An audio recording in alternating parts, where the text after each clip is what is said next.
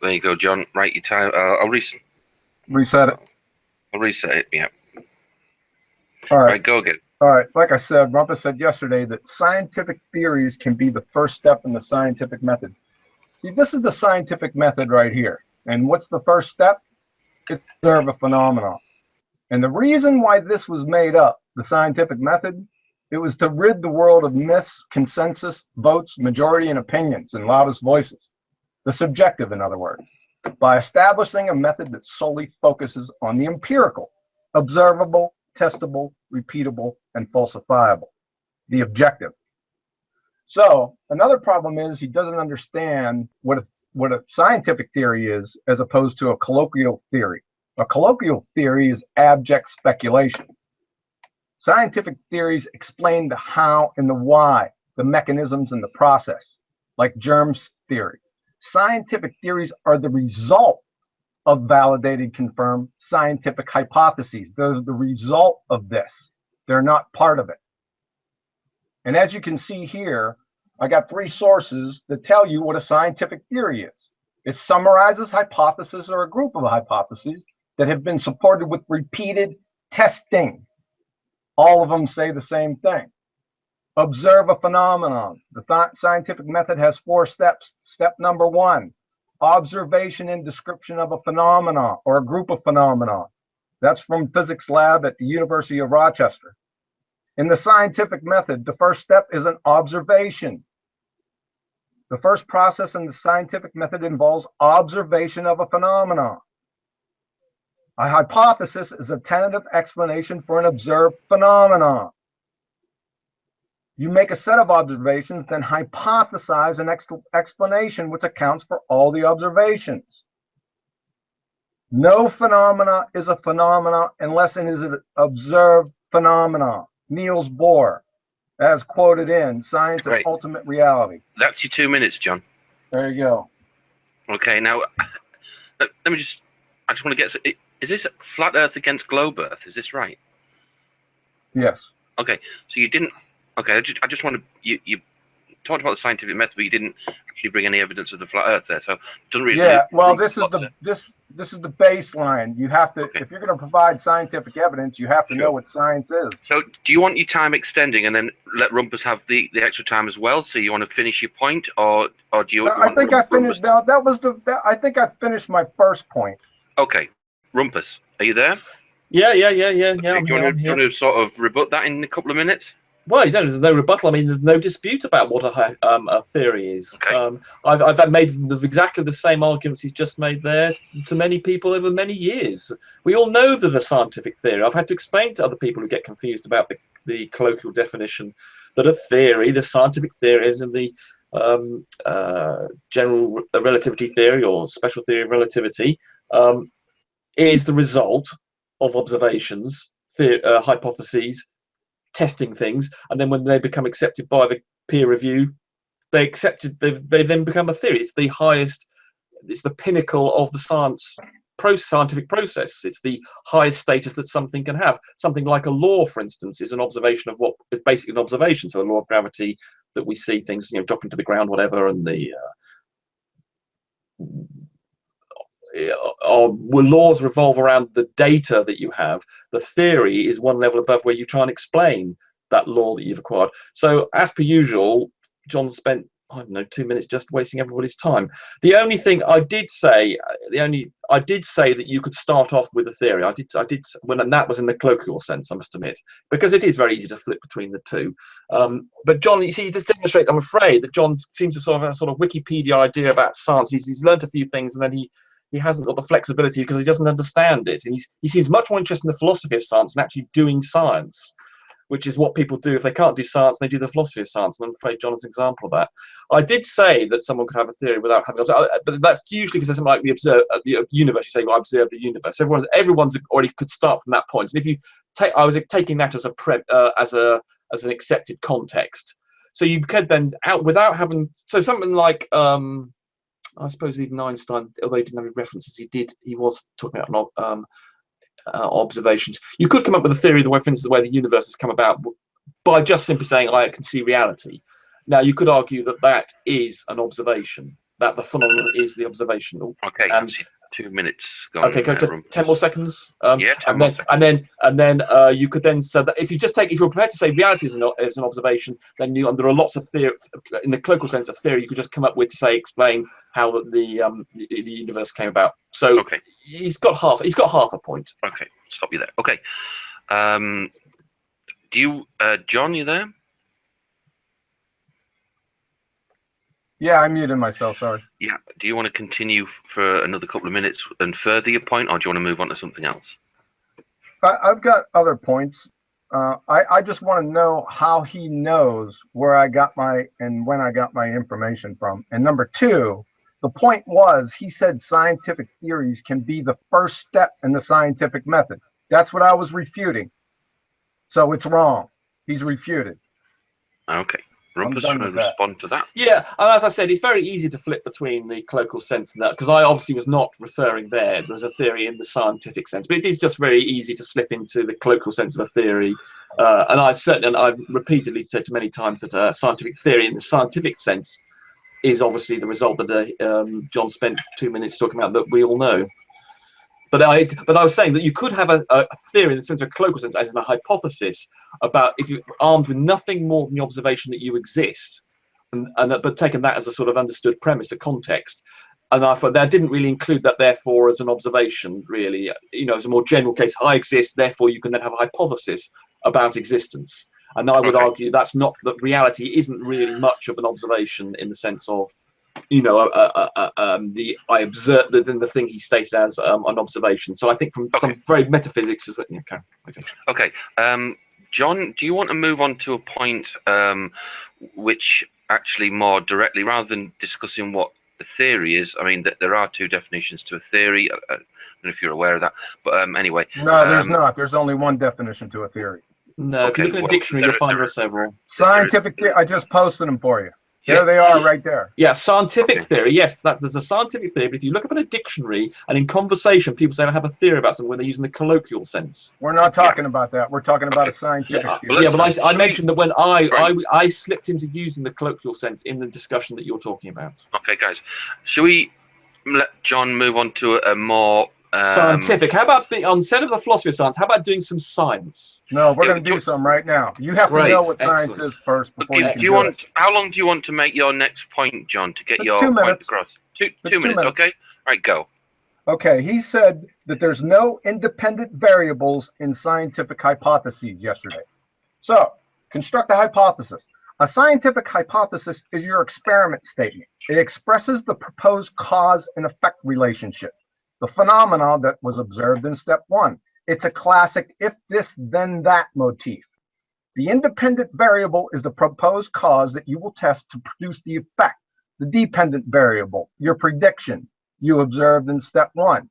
You must have a viable independent variable, i.e. you must isolate the cause.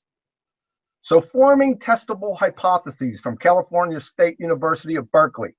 The key word is testable. That is, you will perform a test on how two variables might be related. This is when you were doing a real experiment. You were testing variables. Formalized hypotheses, let's go down here, contain two variables. One is the independent, the other is the dependent.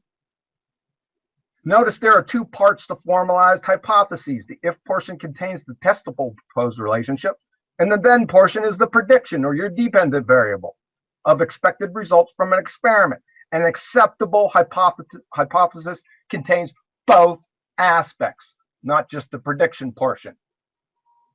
Here at Chemistry About, the independent variable and the dependent variable are examined in any experiment using the scientific method. The independent variable is a condition that you change in the experiment. It is a variable that you control. The dependent variable is your outcome. The null hypothesis from sciencenotes.org. The zero difference or no difference hypothesis predicts that changing one variable, the independent variable, will have no effect on the variable being measured, dependent variable. So how on earth can you have a null hypothesis and have no independent variable? Is this clear? Okay, that's your 2 minutes. Thank you. Right, well, Again, he's just using a subset. I mean, again, he's not interested in talking about science. He's just talking about the philosophy of science. So, for instance, something like the focal pendulum, I don't have an although he denied that you do have an independent variable in the sense of where you set up your focal pendulum in terms of latitude. But that's, you can still have a perfectly reasonable experiment by setting up a focal pendulum somewhere in a latitude, and then there you go, and then saying, without being able to change the latitude, saying, I'm going to make a prediction, given that I understand that there's a rotating Earth, that the pendulum will swing in such a way. And then you match that prediction against. So the null hypothesis would be there would be no, for instance, the focal pendulum would not change its orientation with respect to the Earth. And then you can say, right, but I believe there's a spinning Earth, and therefore I predict that there will be a change in the swing of the pendulum. I haven't had to change any independent variables there. And that's still a perfectly reasonable scientific thing that I'm sure. I don't know who, but there was a paper. I think the papers were the first scientific journals in 1694. I think the focal pendulum was 1850. Oh God.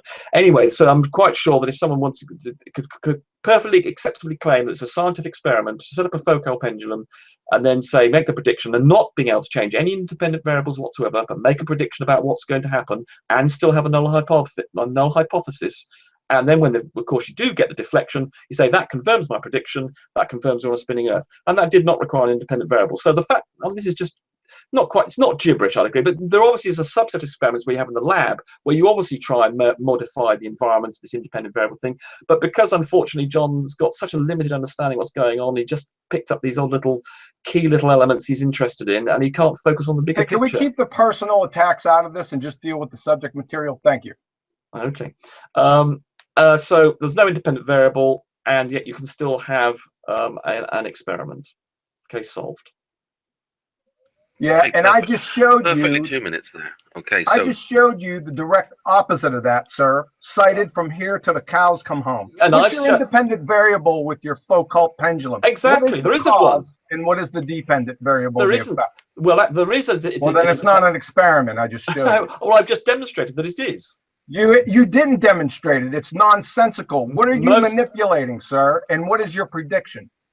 You don't seem to listen to half the things they're told. I don't know whether this is a problem you're processing information or you just don't listen. I just demonstrated the null hypothesis. Would there be no deflection of You don't have a hypothesis first to do a null. Yes, the hypothesis is that it would change the orientation of the swing of the pendulum with respect to the Earth. That's the hypothesis. What are you manipulating? Hold on. You're not manipulating anything. That's my point. You don't have an experiment. Yes, I know. That's what you're claiming, and you're wrong. You don't have an experiment. You didn't listen. You didn't listen to what I said about the null hypothesis. I explained there was a null hypothesis. You said, "What's the prediction?" You didn't listen to what I said. You didn't listen to the fact that I explained there was a prediction. So you didn't hear that or understand it either. That you would expect deflection. Well, the evidence is in the Hangout. What does this say? The independent variable is the core of the experiment. Can I just finish my sentence? You asked me where was the prediction, why was the null hypothesis, and in the previous statement, in the 2 minutes I had, I explained exactly those words. That's not the argument. Focal pendulum wasn't the argument. You said there are no independent variables in scientific hypotheses, sir. I did never have ever said that. Yes, you did. No, yes, you did. You said it yesterday. Not. I wrote it down. No. I said go back and read it. I said it doesn't have to be. Go ahead and read it. Yes, there does. It does have to be. No, because that's the definition of a scientific hypothesis. I've just given you an example where you don't need one. I just read it. That's right there. Yes, and I'm disputing that as valid. You're disputing that with what? Nuh-uh. I've given you an example, the focal pendulum. That's not an example that you conjured. I asked you what the independent variable was with your focal pendulum that you just conjured. And I've now answered that 3 times, and I'll do it again. And what are you manipulating? What is the cause, and what is the effect? Right. I've said, and I'll say it for the third or fourth time now, you could have an independent variable changing the latitude of your focal pendulum, but I'm not suggesting you control. Hold on. I didn't get my rest of my sentence out. I'm not suggesting you need to do that. Let me write it down. Go ahead. Right, I think we're getting into an argument about sort of semantics and definitions. No, it's not semantics and definitions. No, it's not. If I could just finish. So you do actually have an independent variable with the focal pendulum, but I'm saying you do not need to exercise that option because obviously because something like a pendulum, you might not. Well, you can still So get. the You do. focal- Hold on. I'm being interrupted here. No, I just want to make sure. I want to clarify. Your Yeah, independent variable is how about clarifying? I was going to do one sentence, and you can ask me for clarification. Let him finish, John. Okay. Right. So with a focal pendulum, you can still do science, even if you don't change the latitude, which is effectively your independent variable. But I'm saying you don't need to exercise that option to conduct an experiment, to make a prediction, to have a null hypothesis. You didn't listen to any of that because you then asked me what those were again, because I don't think you seem to be able to take on board information, and you're just demonstrating it again. How does he know I didn't listen to it? Because you asked me the question. You said, what's the null hypothesis? What's the prediction? Even though I told you that I didn't beforehand. say the null. I didn't say did. the null. You I did. asked you what the independent you asked me for the null and the prediction. No, I didn't. I didn't ask you for the null. Okay, well, I asked you what your independent variable was, and you said the Foucault pendulum. So the cause is the Foucault pendulum, and your prediction is what? Oh my God! I'm gonna have to. So it's nonsensical buffoonery, is what it is. Go ahead. I don't. But this is the problem. You see, this is why I know you don't. You've never had to exercise your brain properly because you can't take on board information. We're done with that one. And I'm going to say it again. I'm going to say it again. You have a null hypothesis. Right, I'll stop you both. Right, John. Okay. Are you saying, just for clarity, are you saying that the Foucault pendulum is not a valid experiment to prove something? Yes. That's what you're saying. Okay. That's exactly right. Okay. Right. That's your opinion. Okay. I think no, that's my fact. I just showed you why. I see. Okay. Can you say why then? Can you just elaborate on why? Yes, because it's not a viable independent variable. Your independent variable is the cause. The dependent variable is the effect. So the Foucault pendulum is the cause of what? No, the Foucault pendulum is an apparatus designed to demonstrate a phenomena. I'm not debating you, sir. Yeah. I know. No, that's what I'm saying. I think the physical thing, the Foucault pendulum, is a physical thing. It's not a variable. That's right. That's what I was saying. So it's not a viable independent variable. You got it right. Okay. Right. I think we better move on to another point. I just want to say a couple of things there. Let's move on. Oh, no, I've got to say, because I mean, he's being such an idiot. Rumpus. Can we stop the name calling, please? I've got to pull you up on that, Rumpus. You do tend to say, he doesn't understand it because he's an idiot and things like that. We don't need that, Rumpus. Okay, well, it's very difficult to resist. I know, but you're not going to achieve a thing. Yeah, because he has no other recourse. Right. He can't support his. Okay, well, let me just do this once more time. I'm going to explain to him. We're not going to listen to one more time. You already explained. No, we are, because that's what I want to say. There is an independent variable, as I've now said about. What is it? Right. I was about to say, but you interrupted me. Oh, yeah. What is it? It was the Foucault pendulum before. Moderator, I'm in the middle of a sentence here explaining exactly the thing he's asking. John, let him have 30 seconds, and then we're going to move on.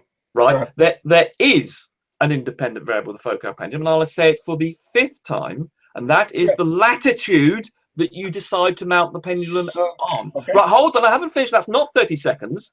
And I'm saying, but you don't need to actually have an independent variable to be able to make a prediction about what's going to happen and have a null hypothesis. And therefore, it is science and it is an experiment, even if I choose not to exercise the independent variable. Thank you. Right. And I just showed you that an independent variable is absolutely necessary in a scientific hypothesis. You've got some quotes there. I'm sure. I just showed you. Yeah, you've just showed some quotes. And I've just demonstrated by an example how you don't need that. They're cited references, sir. Right. I'm going to stop you both. Right. We're not this particular one is going to just go on forever because there's a disagreement in terms here. Okay, so let's move on to your next point of your 2 of 7, John. Yeah. Okay. I'll give you 2 minutes. Okay. Okay. He said yesterday or I said that time is not physical. It has no physical attributes. Rumpus. Sorry. It's a concept. That's what I said. Physical matter. I got the definition for you right here. Matter, any substance which has mass and occupies space. All physical objects are composed of matter, right? So number 1, what is the chemical formula of time if it is physical? Because that's your position. And number 2, what phase does time exist in? A solid, liquid, gas, or plasma? Or does it depend on the time of day? Go ahead. I never expressed an opinion about time in the Hangout. Yes, you've got me confused with someone else. Yes, you did. No. Yeah, because I explained Einstein, how I clobbered Einstein's theory, and you said Right. that's Are baloney. you giving up? Are you relinquishing the rest of your 2 minutes, John? Yes. Okay, right. Rumpus, 2 minutes. Yes, I don't have an issue. I've never said time is physical. Never. Yes, I don't know why. John, unfortunately, because he can't apparently import information, he's got it wrong again. I never said that. I don't know what I'm not quite sure what I think time is. It's something I've thought about it. But I've not made any claims at all about what it actually is. I'd probably say it's not physical. We did have a debate yesterday involving, but I kept well clear of that debate yesterday. So the concept of time, again, this is all, again, philosophy of science, not actual science. He's not interested in talking about science. If I try I just got it. Yeah, sure. I'll try and put a time. If I had to be forced to say time, I haven't formed an opinion about what it actually is. I would probably say, though, it's not physical. So this whole point is irrelevant. One thing I would like to say is all physical objects composed of matter, he says, in the form of atoms. Well, not everything is physical and composed of matter is form of atoms. So he's wrong about that, of course, because there isn't anything about science. All physical. Please keep your comments to yourself. All physical objects are composed of matter. Period. End of story. Yeah, but you said in the form of atoms. Concept. There are lots of things that aren't atoms that are matter. Muons, mesons, tau, tau particles, mu mesons. Okay, you said yesterday that time is not physical. You can go back and review what you said in the hangout. No problem. Let's move on. You said. I didn't. You're confused, as per usual. No, I'm not confused. It's in the hangout. I wrote it down when you said it. Well, whoa. Stop. Rumpus, you've still got 10 seconds if you want them. Oh, right. Yes, so he's got that completely wrong. So his statement there about what matter is completely wrong. And anybody who knew anything about the subject wouldn't. You see, this is the problem. He's suffering from Dunning-Kruger, and he's writing these things down that he doesn't know anything about. And he's got the confidence of ignorance. Okay. Hey, what's up with these personal attacks? Yeah, keep telling you, Rumpus. It's not getting any. That doesn't achieve anything. That's all right. He's just showing his hand. It's called a tell. He has no recourse. Okay. But that's all right. Let's go. Okay. Do you want to move on to a third point, or do you want another 2 minutes on this subject, John? Yeah, it won't take 2 minutes. Okay, go ahead. You said yesterday, Rumpus, there's no problems with Einsteinian relativity and quantum mechanics together. Right? I said exactly the opposite. No, Jesus you said it yesterday. Christ. No, you did. That's all right. We can go back and review it because I wrote these down. This guy is an absolute moron. Yeah. Here we go again, moderator. Yeah, Rumpus. It's. But when someone's saying something's completely wrong for the second time, it's just tell him he's wrong. Then don't call him a moron. Right. Right, carry on, John. Okay. Now he said he didn't say it, whereas I wrote it down yesterday when he said it. So we have a anyone could go back and review yesterday's hangout and see what he said. So. Okay, so what's your issue with? Well, okay, okay. I mean, I may have expressed that when I said there's not a. Okay, I mean, I might not. Okay, perhaps I'll withdraw slightly. What he's building up to is as I explained to him, that physics and the physics debate, the biggest subject is the problem about the incompatibility of general relativity and quantum mechanics. And I went on about this at length yesterday. Now, so when I say, that phrase. So I went on at length for how there is this incompatibility between the two. So for him to quote me as that somehow representative of what I'm saying is absolutely outrageous. It's the biggest subject in physics, the fact that we do not have a model of physics which brings together the quantum mechanics with general relativity. This is what string theory was all about. Supersymmetry was all about. You can go to any program, any book about physics on the sort of general subject, or even watching a program about it. They go on. Brian Cox, I don't know if you get that in America, goes on about it all the time. This incompatibility between general relativity and quantum mechanics. They don't match. We can't get them to. And this is what M theory and string theory is all about. I went to this at length yesterday. Those aren't theories, trying to bring these things together so that we do have a unified. This is what the theory of everything is all about. It tries to bring together Einstein, the general theory of relativity, and quantum mechanics. I mean, I went on about this at length, and for him to then suggest here that there's no problem with bringing them together when this is the biggest subject in physics, it's just ridiculous. Sir, that's what you said yesterday. And string theory and M theory aren't scientific theories, sir. Oh my God. Okay, so as a result of that, John, do you want to make a point about it? Yeah, but we can move on. I already made my point there. We can go on to the next one. Okay, right. I'll start you 2 minutes. Make your next point.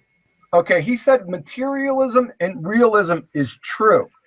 And what materialism and realism is, the doctrine that the world is, there's a world of matter existing independent of perception and consciousness.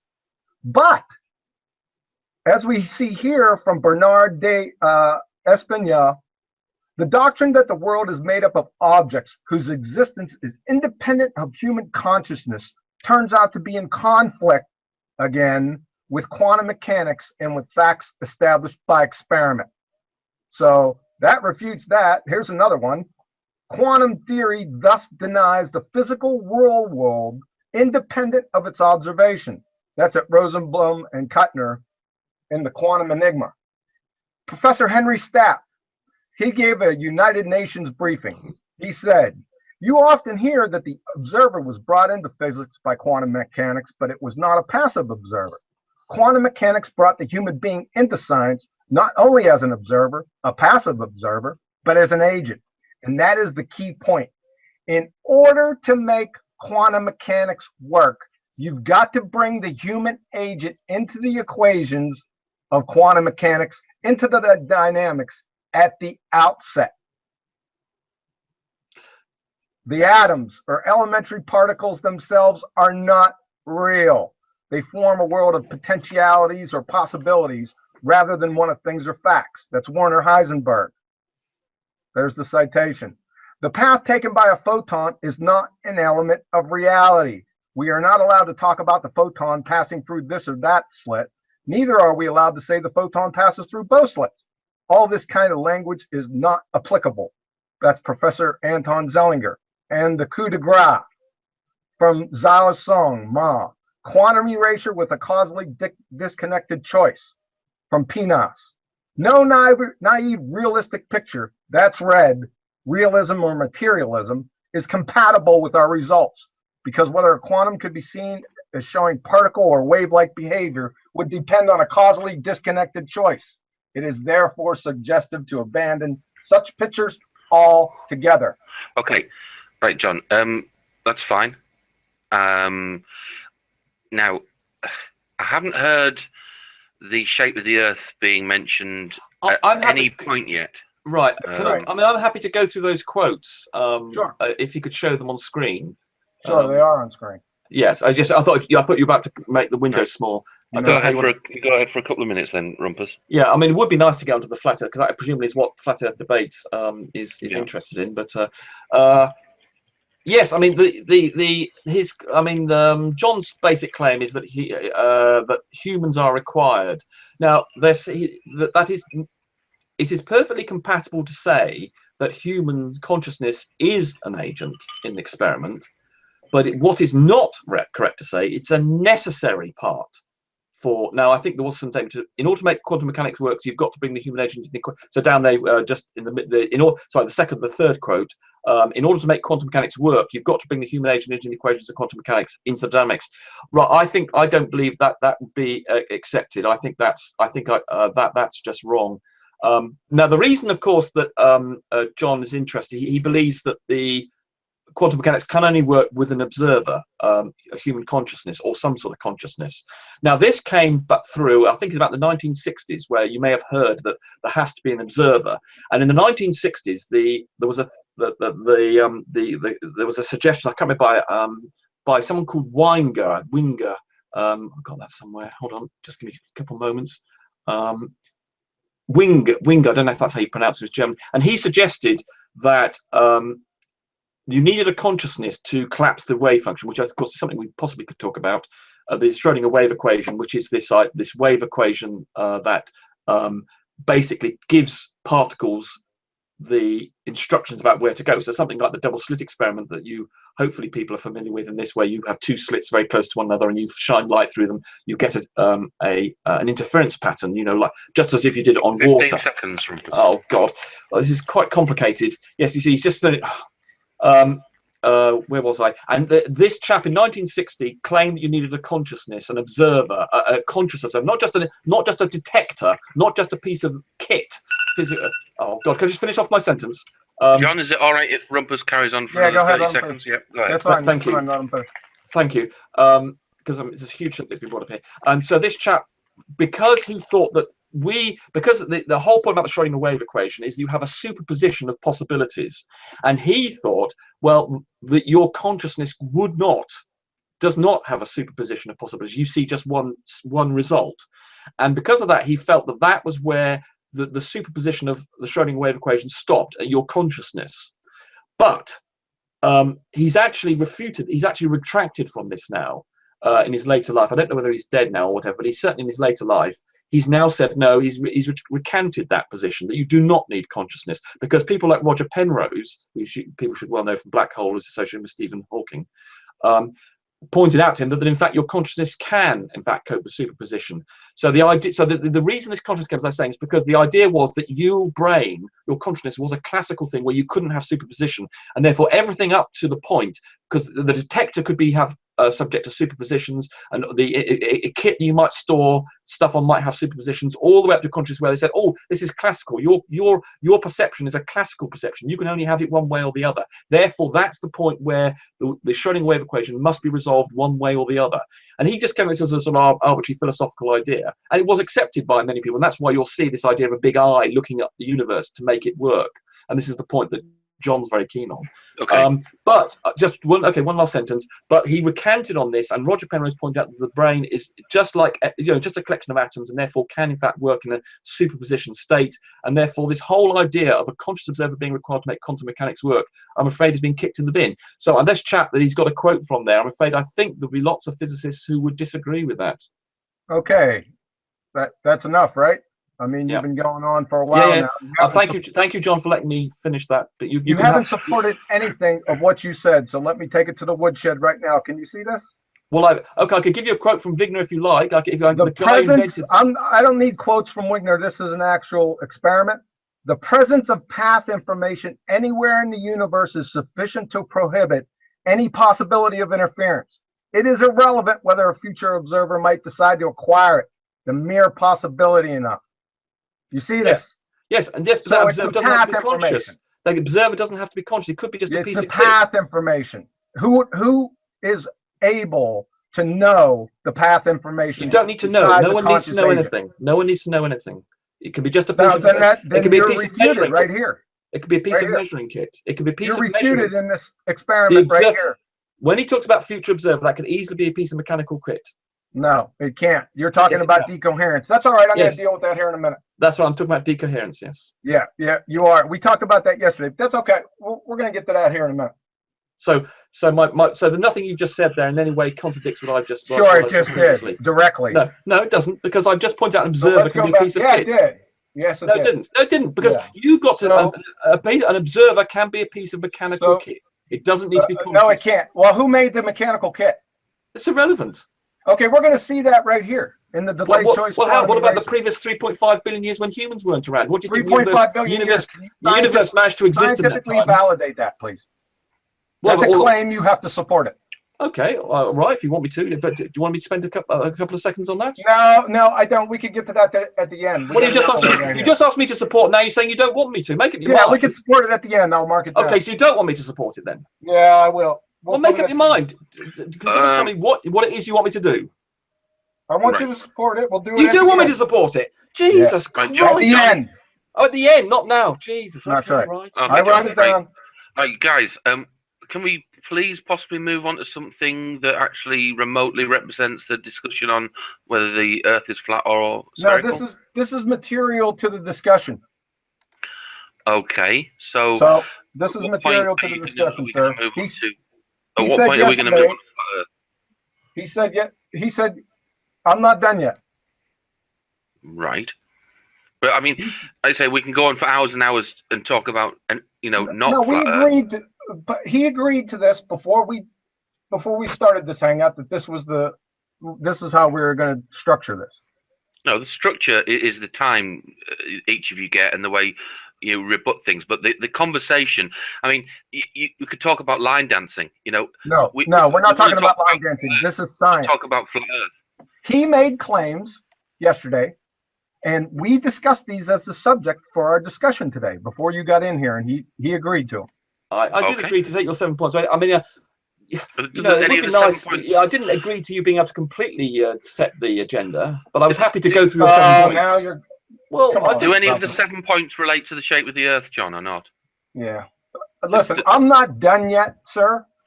Yeah, I have 2 more points. Okay. They're going real quick. And then we can move on to flat Earth. Possibly.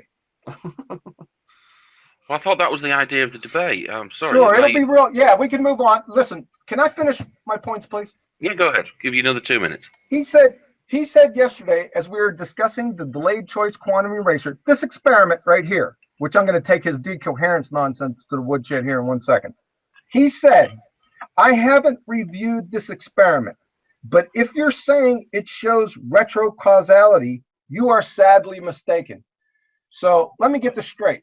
You haven't reviewed this at all, but you're willing to come to a hard conclusion about the experiment, about the results of the experiment.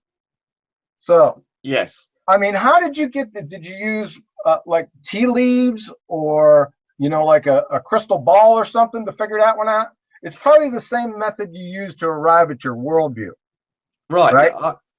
So I'm going to show you how it does affect causality, if you don't mind.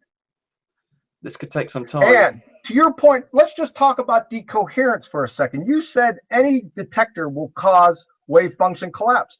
But as we can see here, you see these D2 and D1 detectors downstream from the double slit? It's going through half silvered mirrors and bouncing off full silvered mirrors. I mean, these are actual physical things that it's coming in contact with. However, guess what we're getting? Interference patterns at R1 and R2, sir. What's going on? I thought you said it would collapse it. I'm afraid I haven't had time to fully review this experiment again, I'm afraid. Well, you already came to the conclusion that, yes, that it doesn't... because the conclusion that you came to was that retro causality is clearly... Okay, I'm going to show you that right now. Well, hold on. I'm just saying the reason I rejected it. I mean, I did reject it. I say, but that's because on a grounds of authority.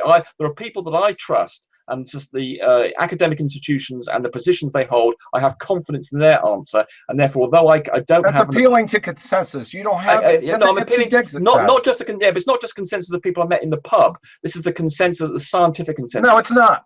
And consensus doesn't have anything to do with empirical science, sir. Consensus is subjective. Empirical is objective. Yeah, but there are people who I trust to have a good opinion about this. I know, and they're capable of evaluating the merits of this experiment better than I am at the moment. I just evaluated it for you yesterday. Yes, but you I'm going to show you retrocausality. You can't even remember what happened yesterday. I wouldn't trust your evaluation of whether your trousers are on the right way. I'm going to show it to you right now, and then you can either comply with it or do another Ipsy-Dixit fallacy. Because you said so. It's a nuh-uh. So listen, photon is generated here for an argon pump laser. There's no detectors here at the double slit. All the detectors are downstream. The entangled photons are split. One photon, the signal photon, is sent to D0. All position measurements are measured here. The idler is either going on the red path or the blue path. Now this signal photon arrives at this detector 8 nanoseconds before any of these detectors get hit. That is, you see my cursor right here? Yeah. And right here? Yeah. That is, D0 is hit before any of the idler photons hit BSA, the half-silvered mirror, or BSB. It has no idea. Every single time that we take measurements or hits at D3 and D4, this shows wave function collapse. Every time we take measurements here at D1 and D2, these show interference, but they're shown at 8 nanoseconds before they even reach these detectors. This is what you're getting. Yes, from the unknown path, and as you can see, the difference between D3 or D4 and D3 and D1 and D2 are, we know the path information to these detectors. As you can see, the only way it can hit D4 is if the photon came out of A. The only way it can hit D3 is if it only came out of the blue path, right? I think this is going to be an unproductive thing. I mean, you've missed out a couple of important things, like the crystal. That's like what? The key thing about where we got these two lines. Yeah, the BBO crystal. Yeah, so yes, those are entangled photons. Yes, I mean, there's a lot of information you're missing out on this, and I haven't. Okay, you know what? Do you want to go through the whole thing then? I got to write up with it. Well, I have not done it enough. So Here we go. Do you want me to start off? Well, I think if you're going to explain it in the level of detail that I'm then going to form an opinion, it's going to take us an hour. So I don't think this is a productive way to spend our time here. You're quibbling over how you got the entangled photons. I got it right here. So right. What does that have to do with the experimental setup or the results? They're entangled photons. Okay, right. But okay, well, it's just the way you're explaining it is not. I don't think you're very good at explaining it, because I don't think you understand. Oh, there's another opinion again. But you said yesterday that you knew that it. No, I didn't say that. Before even reviewing it. No, I expressed an opinion about it based on my confidence in the scientific. But you never reviewed the experiment. How can you make a hard conclusion when you never even looked at it? I gave my belief. I want to quickly interrupt. What does this experiment show, John? It's this retrocausality is the object of the exercise he's trying to demonstrate. It shows retrocausality. Here's the results of the experiment. I mean, the existence of the experimental conclusions. The existence of the Witch path information alone causes wave function collapse. So, and then here's his appeal just before to decoherence. The physical interaction with the measuring device does not cause wave function collapse. I just showed you that. Well, I'm not. You haven't. I have not understood. I just showed you. Here you go. No. Here's the interference pattern. Right. Well, I would need to review this in some detail to form an opinion, and I can't do it now. And it's going to take us an hour to go through this for me to understand to the point. Now he asked me the question. So number 3, QM phenomena transcend time and space, and we have another. There are scientists that are familiar with this experiment who do not agree with the conclusions you're offering. It's not a case of agree or disagree. It's empirical. No, it's not. Yeah, it is. It's an experiment. That's the point. There are scientists who empirically say it's not. And sir, well, they say that, but they can't support it by experiment. And I have it repeated right here by orders of magnitude that time and space, this last one right here, transcend time and space. Well, you've written something down there, yes, so what? Zhao Sung Ma, but this is quantum erasure with a causally disconnected choice from PNAS. They took this experiment a step further. Instead of 8 nanoseconds, they did it 5 orders of magnitude further on the time end. That's 450 microseconds. And then on the space end, it took it to exponential magnitudes with 2 experiments, one at 55 meters, one at 144 kilometers space separated. So time and space are utterly meaningless in quantum mechanics. They did this experiment with a separation of 144 kilometers. Yes, they did on the Canary Islands. Here, I'll put this in the side chat. You can review it at your leisure. Okay, well, I really don't think we'll get very far. I think this is such a detailed thing, and I haven't researched it sufficiently for me able to. What I do know is that if retrocausality had been shown, it would be huge news in the scientific community. And I appreciate it does have some problems, but I think other people have said there are problems with this analysis you're offering. Well, there is. I think that. No, how do you?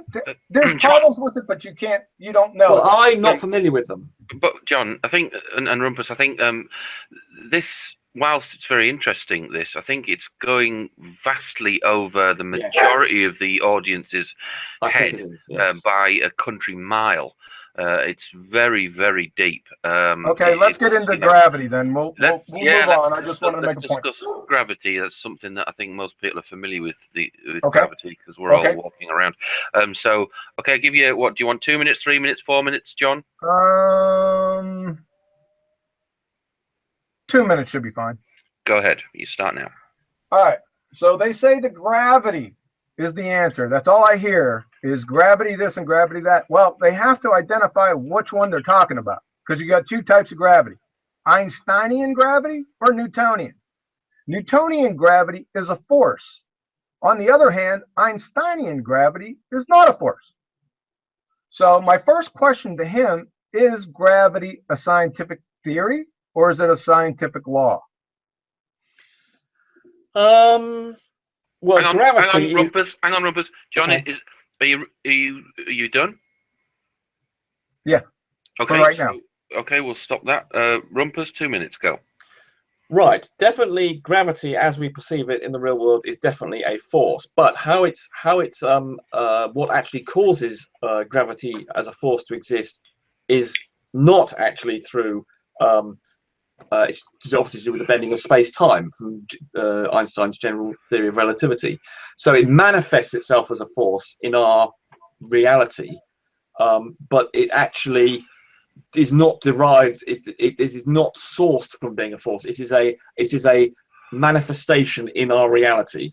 So it is a problematic thing. So he's right to identify that it is slightly problematic in terms of how to think about it. But this is an understood model, and I can't give you an exact explanation of how that works. But the bending of space makes things basically try and travel in straight lines, but the bending of space by mass causes these straight lines to be bent into non-straight lines, and so they then move, or they don't follow straight lines of movement. They actually get bent by, because when things when you drop an apple, it is actually being attracted to the center of the earth, and effectively its path's being bent by inertia and Newton's first law that things won't move unless they're given a force, or they won't change if they're already in movement. They won't change that.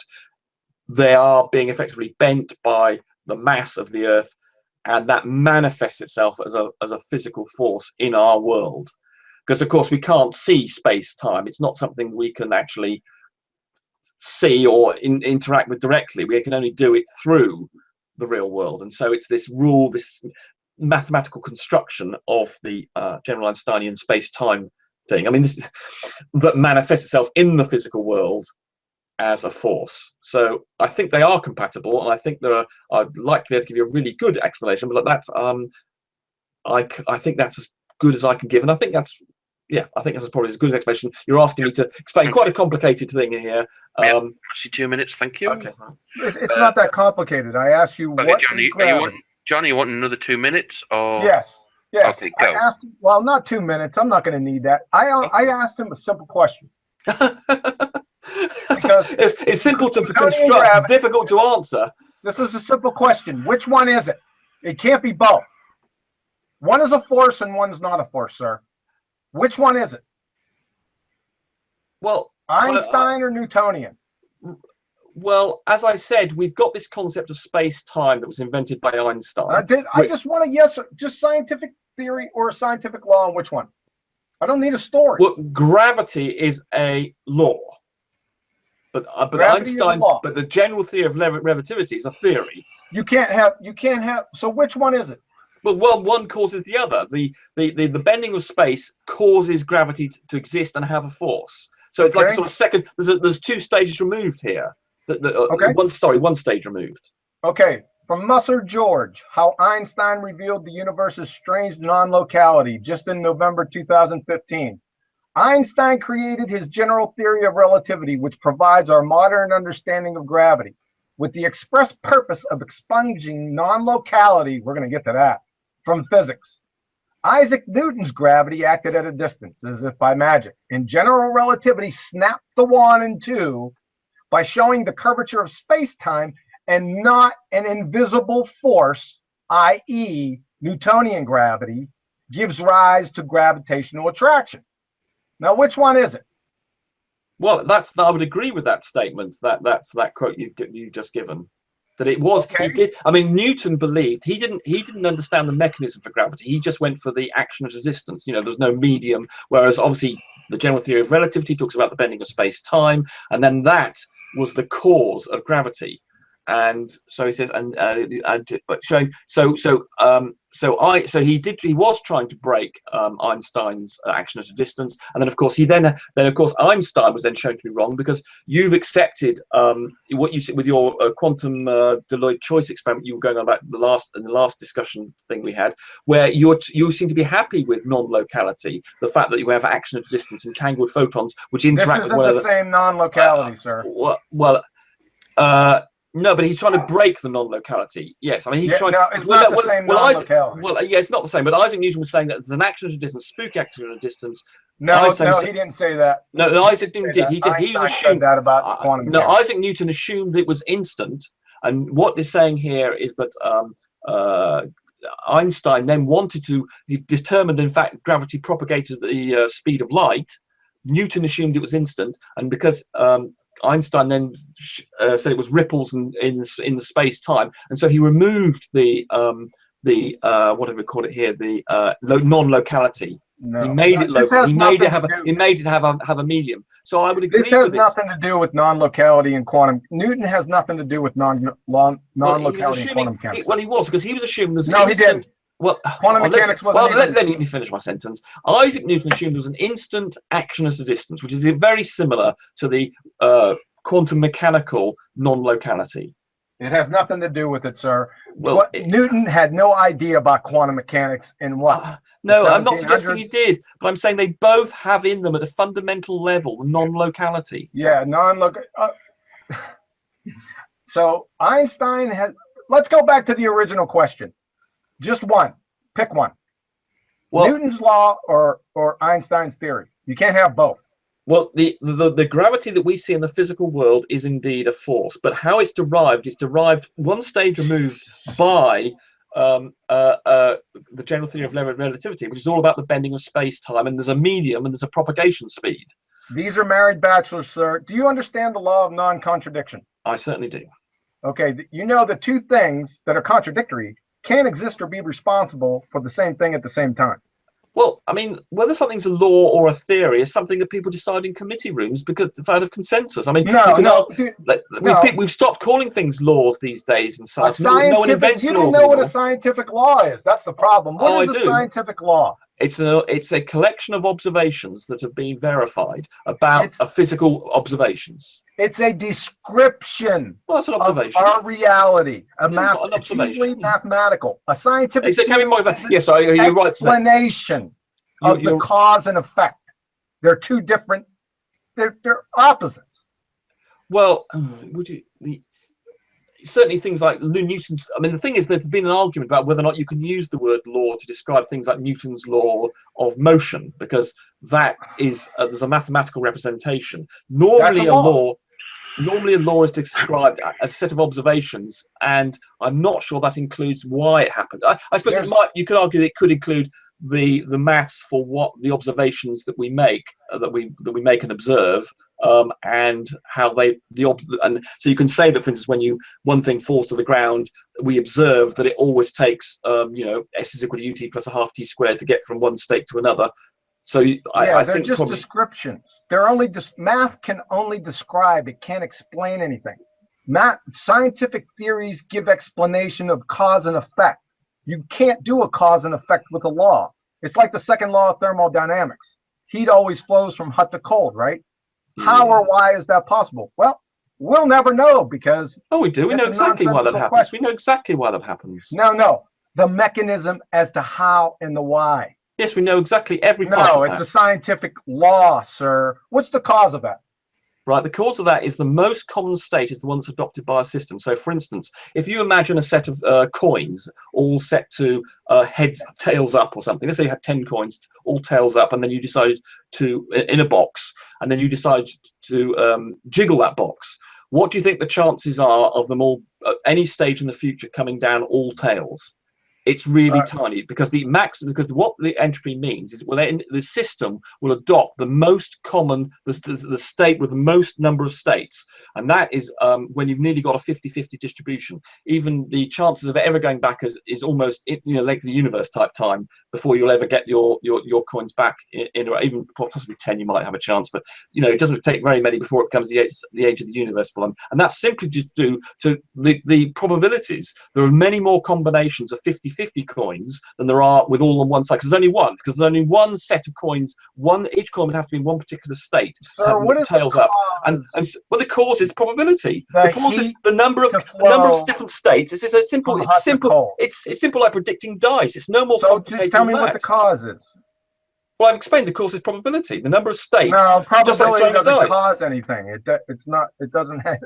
It does. Probability doesn't cause anything. It's no sir. different to working out the probability of getting rolling a particular number on a dice thing. It's no different to that at all. That's not a cause. Probability is not a cause. It has no. Well, I can. Well, that is the. Well, that is. I can tell you what the probability of your dice throwing would be, and I can say that it's the probability of 1 in 6. That's not the cause of it. Well, okay, the cause is the shape of the dice. But once when we understand, once you've got the laws of physics in place, then you can say that we understand, things like molecules bouncing around in a gas or coins tossing. Certainly with the coins tossing one, you can very clearly identify that they can be in one or two states, and if the cause is you can jiggle them around, if you like, you can predict what the behavior of that system will be as a matter of probability. Okay, here we go. A scientific law versus scientific theory. You didn't answer my question, by the way. I did talk about law. Look above at the definitions under law and theory. These definitions clearly differentiate the two words. A law describes what nature does. It's by observations. Yeah, I said observations, but you describe a theory good enough. Explains the how and the why nature works. Absolutely. Like I just said. No one would dispute this. So give me the cause of heat flowing from hot to cold. I asked you that. You went off on dice. I told you about the probability state is that the probability of a state with the two objects having the same temperature is more likely than the probability of not, and that is the cause. Probability is the cause, right? So you're saying probability causes heat to flow from hot to cold. Well, the actual mechanism is through the oscillation of the atoms, but the probability is the thing that determines what the result will be, and that it also explains why you will end up with the two things at the same temperature and mixing well rather than not mixing. It's just a matter of dice throwing. You can do it with. It's no different to calculating the chance of having a dice throw. It's a bit more complicated, obviously, but you can do it just with simple probability. Entropy is all about the system going into the most. Right, guys, I'm going to have to stop you. I'm getting some shit now off FAD. We've got to move on to the shape of the Earth. End of story. End of story. We're not going to discuss philosophical arguments about physics. They aren't philosophical arguments. Well, okay.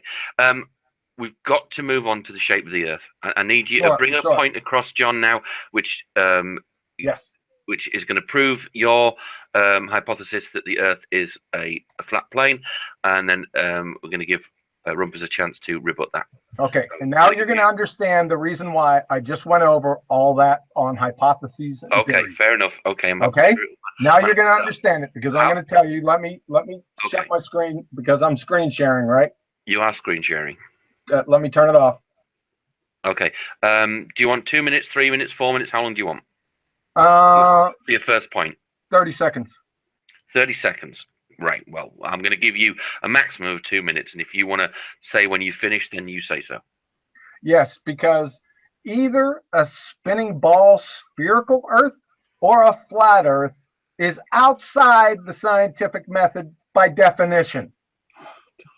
I just explained it to you. You need a viable independent variable for your hypothesis. There is none. There is no cause and effect. And I'm going to show you this here in a few minutes. So I want you to provide me scientific evidence.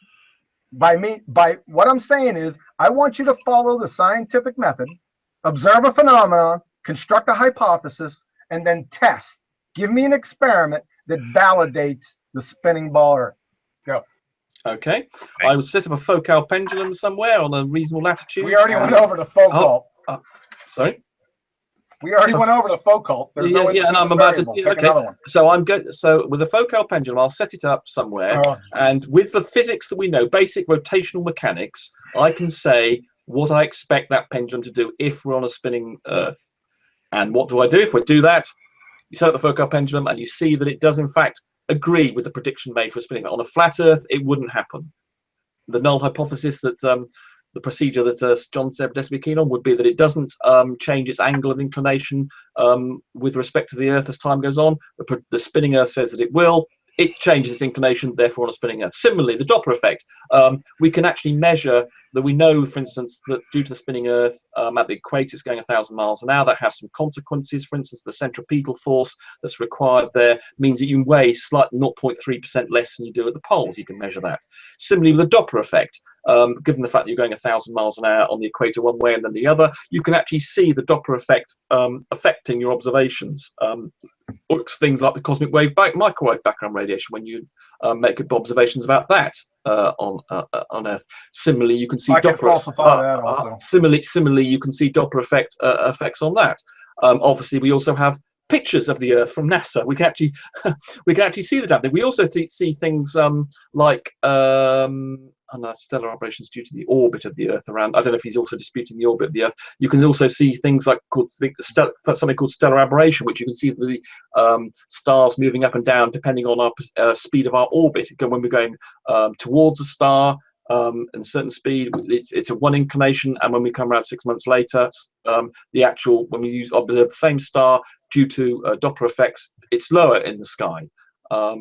Let's have another one. Yeah, well, that's four complete invalidations, and obviously we've got satellites and pictures and things. Okay, John, would you like to rebut any or all of those claims? Yes, he didn't answer my question, sir. I asked him, using the scientific method, to go ahead and observe a phenomenon, construct a hypothesis, and then test it. Well, he didn't do any of it. He talked about the cosmic microwave background fairy tale. Well, I did. I mean, I summarized it, but I didn't want to go through. I mean, if you want me to go through stage by stage, which is the hypothesis, that's scientific evidence, sir. Yes, but I don't need to go through the whole process. Okay, I mean, listen. This is the problem. This is the problem. You can't take on board information and arguments in a concise manner. And so when I talk about things like it's implicit. It's implicit in my statement that you have a theory about how much Doppler effect you're going to be for the rotation. Then you're going to see, and then see what constitutes a Doppler shift. John, okay, you're stating that any of the scientific observations and experiments that Rumpus has mentioned don't fit with the scientific method. Okay, let's turn it around. I want you to give us an example. What is a valid experiment for anything? Okay. Go ahead. Can I share my screen, please? I believe you are still. Are you not still sharing? No, I turned it off. Well, you are presenting as far as I'm. So if you actually go to your own thing and share yourself, you will be sharing. Okay. Because you are still on there. Yeah. Okay. Okay. Here's something I would just for an example, and I'll get to the actual experiment, but just conceptually. Let's say back in the day, those sailors used to take those long journeys, right? And used to come back with scurvy. So my example here is observe a phenomenon. So sailors appear crippled, they have bleeding gums, and have poor wound healing after long sea journeys, right? The plausible explanations for this, and these are just a few. Prolonged exposure to seawater, possible. I thought we were talking about the flat Earth here. Yeah, we're going to get there. This is conceptual. He just asked me a question. Let him carry on. He just asked me a question, sir. I'm telling him. So it could be a number of possible problems. Inhalation of aerosol sea coal droppings, prolonged exposure to swabbing the deck cleaning solutions, prolonged rolling and pitching, poor air quality caused by smoke and candles, mold, mildew. We just don't know. What about what we don't know? So we're looking for the cause of the effect, the cause of scurvy. So what do? Those are just a few plausible explanations. Do we poll a bevy of current scientists and roll with what most think it is, then call it science? This is deflection. Or do we test every possible cause, independent variable, and validate the effect, the dependent variable, prediction, science? So let's try to find one. I got one right here, what you asked, for an actual step-by-step. While you're doing that, can I just mention things like that the sun doesn't change size, which it would on a flat Earth. Right here. And on a spinning Earth, it's far away. Hang on, let him finish. This is all irrelevant. So back to it's conceptually relevant, sir. He asked me for an example of an actual experiment or going through the scientific method. I mean, you've had more than 2 minutes of this as well. I'm sorry. Yeah, he asked me, what do you want me to do? Keep it to 2 minutes. We'll give you plenty I of already time. gave you most of my time here. I asked him to give us an example, Rumpus. Yeah. And I bet you regret that now. Valid. Well, you know, that's tough shit, isn't it? Let him finish the point, you know, for the sake of it. So construct a hypothesis back with our vitamin C issue. Here is a testable hypothesis. If vitamin C intake is crucial to collagen integrity in humans, then eliminating vitamin C in humans will cause scurvy. This is a valid scientific hypothesis and a testable statement. What are you manipulating, i.e. the independent variable in this experiment? Answer, vitamin C intake. What Surely, moderator, there's a limit on how long you can go on before I'm allowed to have another go. What are you measuring or predicting? The dependent variable. Answer, scurvy. Do you see the independent and dependent variable connection here? Yeah. And my independent variable, the spinning of the Earth, was to say here, well, I can't actually change the rate that the Earth is spinning, but I could certainly make predictions about how much Doppler effect there's going to be, what the focal pendulum be, and I can change the latitude of that and see that the deflection of the pendulum is dependent on that. I can also say that the sun doesn't change in size, which you would have to on a flat Earth model. No, but you can't manipulate that. We can also see the sun drops over the horizon. But you can't manipulate that. That's a just so yes, story. That's why the old definition of an experiment or gaining scientific knowledge. There it is, right here for you. Look at these. Bollocks. These are experiments. You can conduct experiments. One at a time. One at a time, guys. Jesus Christ. Look how many. Look how much this is say on independent variables. You have to know this to pass 5th grade general science, sir. Yes, the trouble is you've found this little issue and you're focusing on it because you don't have to understand it's a hypothesis. The bigger understanding of the issues and how to conduct an argument. Can you have science without a scientific hypothesis, sir? No, you need a scientific hypothesis. You need that bit. You need a hypothesis. Part of that scientific hypothesis is the independent and dependent variable. And sometimes you don't, so you can still you just contradicted yourself. No, you can still learn about the world around you without having an independent variable. You can't test the rotation of the Earth. But I mean, even with a focal pendulum, you have got an independent variable because you can change the latitude. If you really insist on having an independent variable, you can change the latitude. Okay, let's see if it makes sense. The latitude is the cause. Your prediction is what? No, the cause is the rotation of the Earth. No, you just said the latitude was. The cause is your independent variable. I said that's independent variable. Listen to what I'm saying. That's the cause. The cause is the rotation of the Earth. Listen, an independent variable is the presumed cause. How difficult is this? Well, okay, and the dependent variable is the presumed effect. This is real easy. Well, you've got a definition here. So what is it? The latitude. First, you said the latitude. Right. Second, you said the focal pendulum. The independent variable is the latitude. The spinning of the Earth is the cause. What? The latitude causes what? The latitude changes the effect of the spinning of the Earth on your pendulum. The latitude changes the spinning of the Earth. That is preposterous.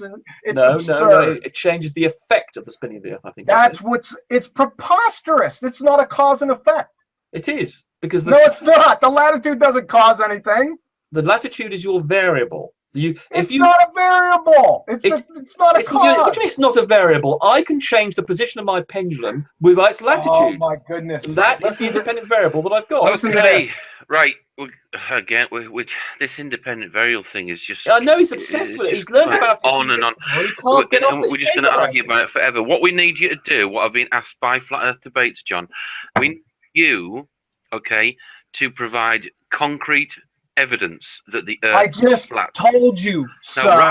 No. What you've done is you've tried to say that the evidence for a globe Earth is flawed. That's correct. What you haven't done is provide evidence for a flat Earth. Okay, sir. You've said that the experiments that try to demonstrate. Let me finish. You've tried to demonstrate that the experiments that show the Earth being a globe are invalid. What we need you to do is give us evidence that the Earth is flat. An argument would do. Argument or evidence. Sir, didn't I preface this by saying that either the flat Earth or the spinning ball Earth in conjunction with the scientific method is married bachelors. Didn't I just say that when I prefaced my discussion? So married bachelors is your argument for a flat Earth. And another thing, let me finish this up. This is my last point. He said that before I can't invalidate. Wait a second, stop laughing. I can't. His point was that I have to propose a replacement. Is that correct? Well, yeah, give an alternative viewpoint. It's not. He can just invalidate the globe. I accept he doesn't have that burden necessarily. But he has to justify why the globe Earth doesn't work, and he hasn't done that at all. Okay. My last point answering his question. Your appeal here, sir, the one that's just asked me that question, is tantamount to a judge refusing to allow a defendant to present a case for his innocence until such time as the defendant has found a suitable replacement for the crime. I can still invalidate your model without providing another model. I would accept that. Yes, it's a reasonable request, but he's right to say that he doesn't have to do this. Obviously, we think he should do, but he can try and invalidate my position, and that's all he can try and do. It's a bit shallow to not. I invalidated it because it's not validated to begin with. That's the whole problem. What I'm trying to get at, John. You haven't provided any contradiction in any way of the logic of the evidence I provided is wrong. You didn't provide any scientific evidence. You don't have any. Okay. Now, John, I think Rumpus. Just ignore the focal pendulum. It's incredible. Yeah. Okay. No, I don't ignore it. It's not a viable hypothesis. I just showed you. Okay. Go ahead and moan. It's reasonable to assume. Okay. What you've so far said is that you don't believe the Earth is a ball. What I so far said was that you cannot place either a flat Earth or a spinning ball Earth into the scientific method. It's nonsensical, and it's a non sequitur fallacy. Okay, so you're saying you can't possibly prove that the Earth is flat either? You can't, not with the scientific method, you can't. Okay, so do you believe the Earth is flat? I believe this is not about a believe form. This is about scientific evidence form. I just asked a question. It's a yes or no answer. Do you believe the Earth is flat? Yes, it's irrelevant. No, it's not irrelevant. It's a question. Yeah, it is. To me, it is. No, I'm asking you a question from one human being to another. Do you believe the Earth is flat? Yes or no? I don't. I told you. This is a scientific discussion. No. If I said to you, do you like honey? You could say yes or no. Do you believe the Earth is flat? Yes, but you understand my position on scientific evidence. I didn't ask if you believed the Earth was a globe. I asked if you believed the Earth was flat. You could say yes, no, or I don't know.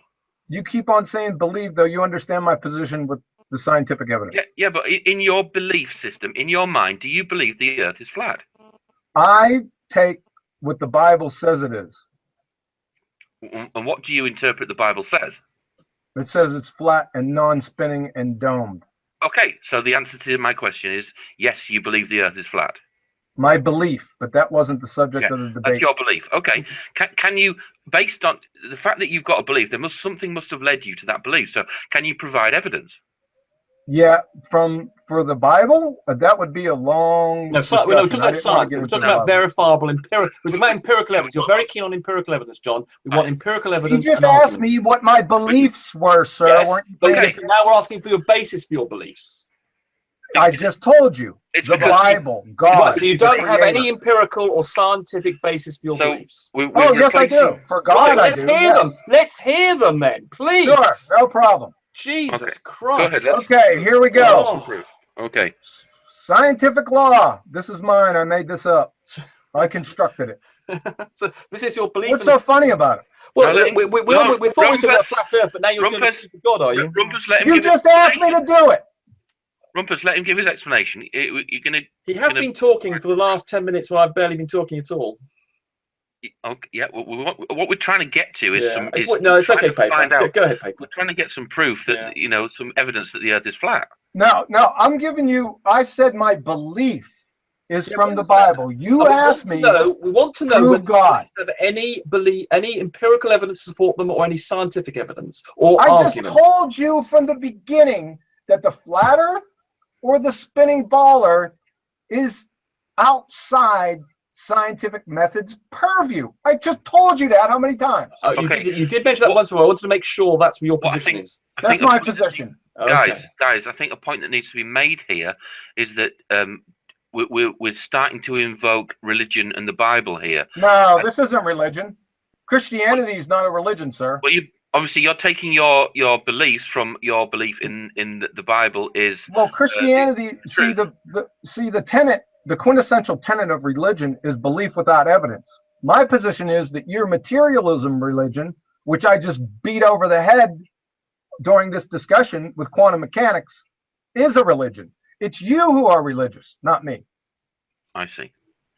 We base our positions on argument and evidence. You haven't provided any argument or evidence for your positions. Not evidence. Empirical evidence. Yes, and I've offered you an empirical evidence. I can show you a focal pendulum. I can show you a focal pendulum. We already did the focal pendulum. Yes, and we've established that it is empirical evidence. Just because you didn't understand, I just showed you. No.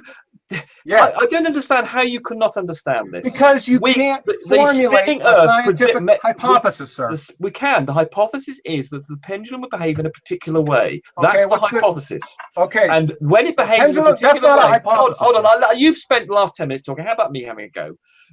I can show you a focal pendulum, and I can say that the spinning Earth predicts it will behave one way, and a flat Earth predicts it will behave another way. And it goes with the spinning Earth thing. Similarly, we can show the Doppler effect, which is occurs with a spinning Earth. I can also show you star movement that occurs with a spinning Earth. And none of those things would happen on a flat Earth. Therefore, because we have evidence that those things happen, the postulation that there's a null hypothesis saying this won't happen, and then there's a hypothesis saying, well, we do expect to see this phenomenon. In each case, we see the phenomenon that is compatible with the spinning Earth and is incompatible with the flat Earth. And similarly, those pictures I can show you of Chicago, those are not possible to happen on a flat Earth. They're only compatible with a spherical Earth. So therefore, it's case closed. You have no evidence. You have no argument on your side whatsoever. And all the evidence and argument is on my side. It's case closed. Okay, 1 second, sir. Can I respond? Yeah, go ahead. I've already showed that he can't formulate an actual scientific hypothesis to empirically validate any of his claims whatsoever. I've already showed that. He keeps on talking about predictions, right? A prediction. What's the difference between a Nostradamus prediction and a scientific prediction? Okay, John, can you provide something, for instance, an experiment which follows the scientific method that proves that the Earth is flat? Well, he said I already told you, sir. You can't do that. He said you can't do that. I already told you. I premised my last point by saying either a flat Earth or a spinning ball, spherical Earth, is outside the purview of the scientific method. Okay, he's a nutter. In other words, he's saying he's a nutter. Do you agree it's one or the other, though? Do you agree it's either a spinning ball or it is a flat motion? Yes, I do. Yes. It's one or the other. Yes, I do agree with that. Do you accept that there's many more experiments that have been done that show the spinning ball Earth rather than the flat Earth? No, I'm saying, sir, that you can't see, the hypothesis is your experiment statement. If you can't form a viable scientific hypothesis, you don't have a viable experiment. Okay, at what point do you think there will be a viable scientific hypothesis? There won't be.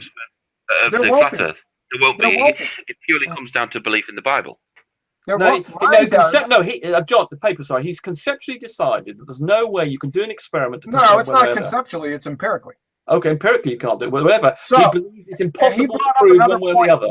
He brought up another point about his. I mean, this is incredible. Skyline. I mean, even the flat earthers are calling John. Even the flat earthers are calling you a nutter. I mean, this is getting ridiculous. I don't care what they call me. I don't care about what people think, sir.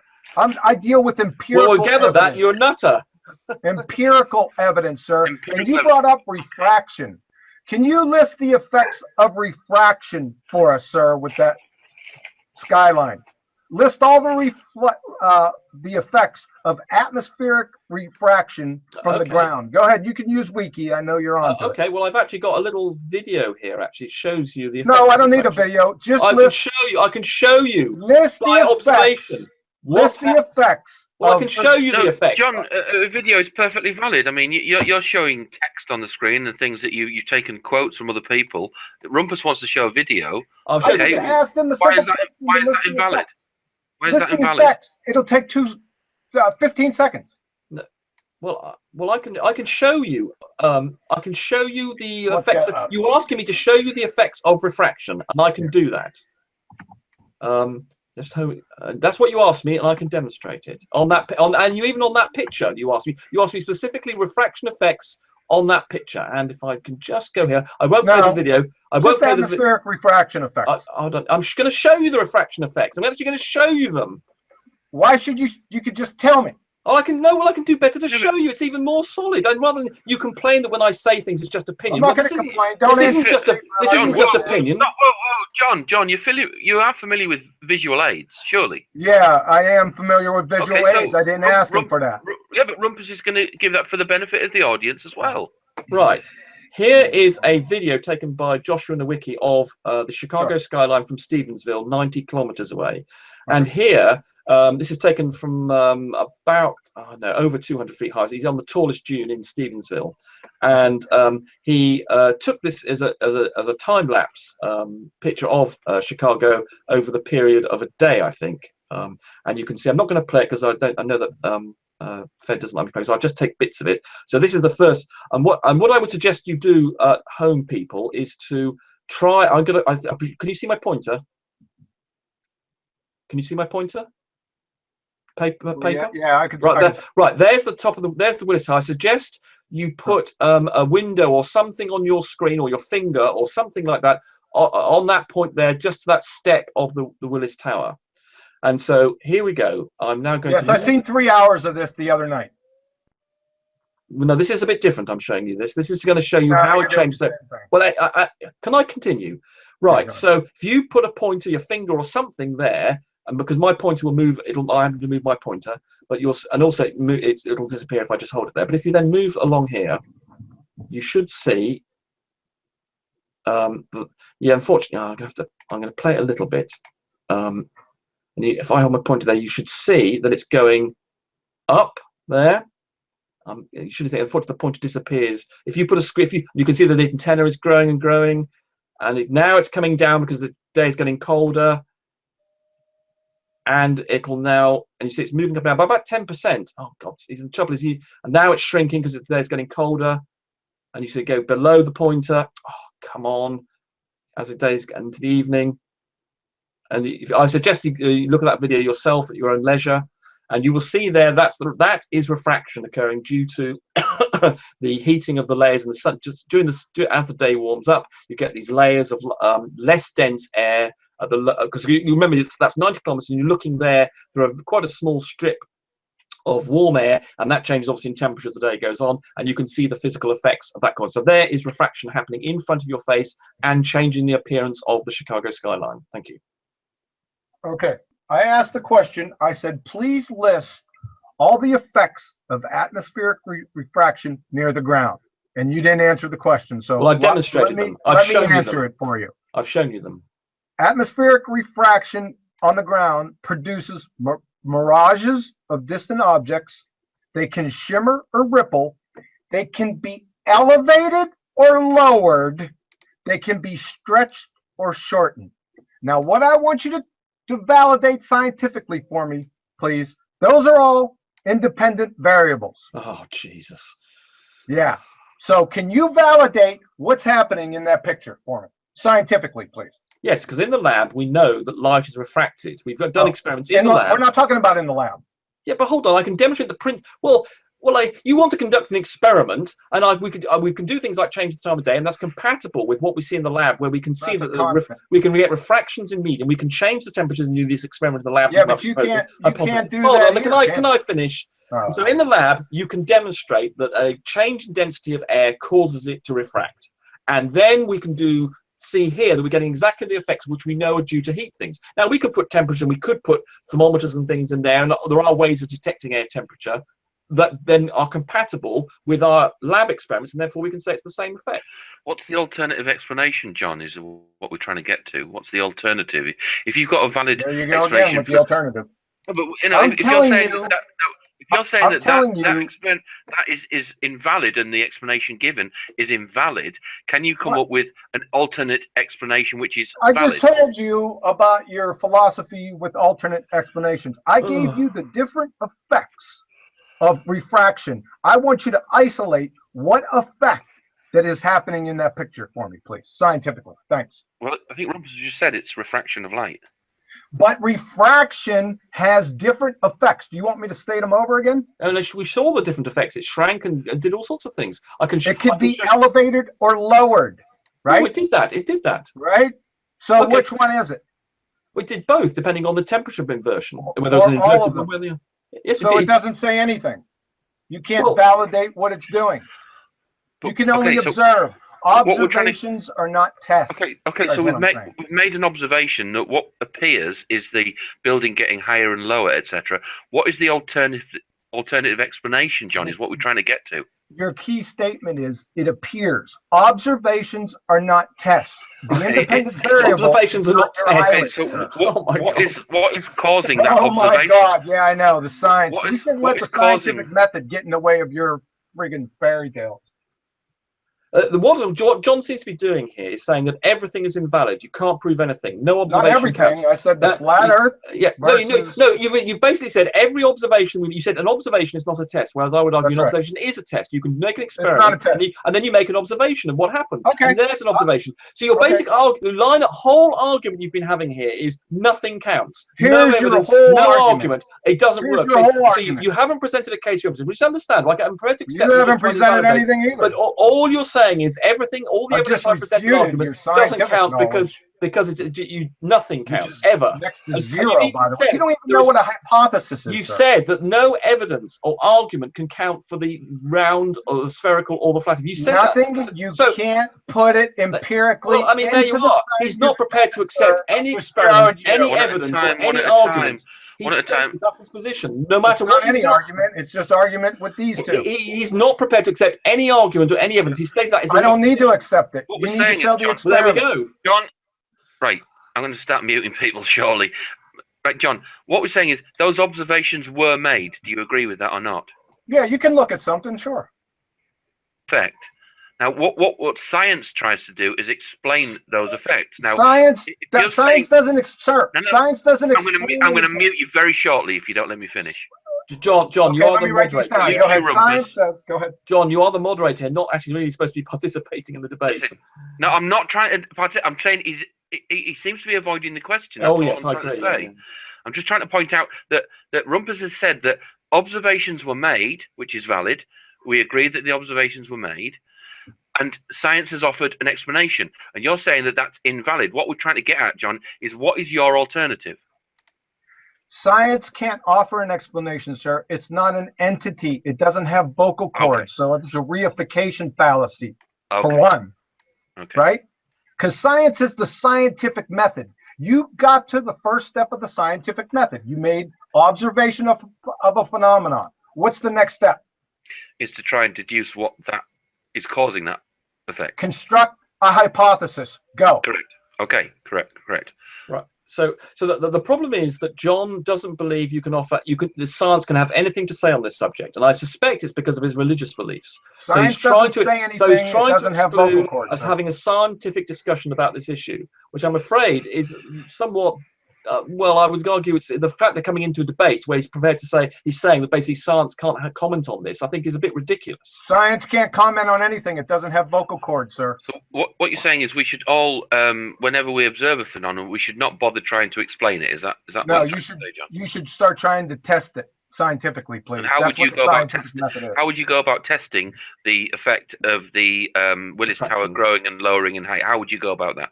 You can't. That's what my whole point, sir. You can't put it in. You can't do it. You give up. No, you don't have a viable independent variable that you're manipulating. So what you're saying is we give up on the subject. I don't think you can give up. It's just not scientific evidence. Okay, so can you propose a test that would probably explain why you see that? You know, you're standing at the shore with your 3-year-old child, and he says, "Daddy, why is that doing that?" Do you just say, "Well, there's no way of testing it. There's no way of answering that question"? That's his position. I can give him the possibility, sure.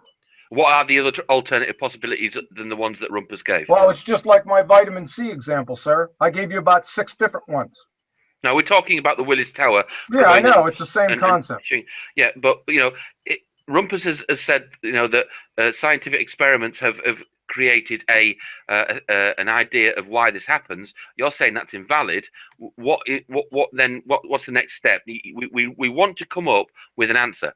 Now, you've said that his explanation is invalid. So what's the next step? We need to then come up with a viable alternative. It's not only invalid, it's not viable at all, because you have different effects. I just gave you the different effects. Okay, so can you come up with something that does explain it? Like scientifically? Whatever. Any explanation. No, it's not whatever. We're talking about scientific evidence, sir. Yeah, okay. And he's laughing because he doesn't know what it is. No. I'm asking you a question as an independent person. Why is that tower look higher at 3 o'clock in the afternoon than it did at 11 o'clock this morning, Daddy? Refraction. Pardon? Oh, refraction. Yes. So Correct answer. Wow. Sure. Refraction, definitely, but you can't. It can be elevated or lowered, or stretched or shortened. Okay. As I demonstrated, yes. Due to different levels of refraction. Yeah, it doesn't prove anything. We agree on that. It could be anything. Yeah, it could be any of those, or all of them.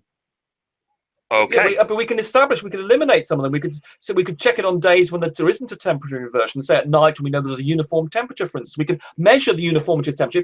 If our prediction is that there has to be hold on, let me finish. Hold on, you speak about bloody hours here. We could say, in the lab, we believe that the density of the air is responsible for refraction. That is caused by a difference in temperature. So scientific prediction would be that should be a variation in temperature in the atmosphere above the lake. There should be a variation there. We can go and test that and then establish and see if that then matches the lab results, and then say, so that would be our independent variable. We could go out on particular days of particular temperature and then see if we get the effects we do. And then also when it's going at night, we could see that the temperature goes down and then we get less refraction. So we've got a number of things we can play with to establish that if our predictions are then compatible with what we see.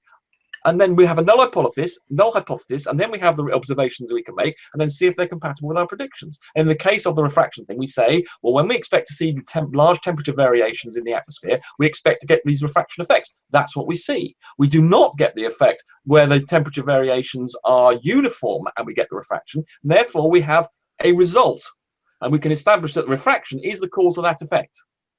But you can't superimpose a lab experiment onto the lake and say, okay, you have to know all the variables, sir, to isolate what the problem is. Yes, and what the cause is. Agreed. You do have to minimize the number of variables, which you can do. So what you can do is you can... Wait a second, I'm not done yet. Yeah, you can't predict. Your prediction is your dependent variable. What is your independent variable on your tester, sir? The time of day that I choose to make the observation. The time of day. So you're manipulating. The cause is the time of day.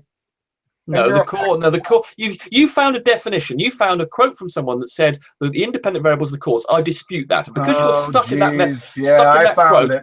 You're stuck in that quote. You can't be shifted. Special mind powers. Where did I find it at? So the independent variable I can have is the time of day that I choose to make the observation. The independent variable is your cause.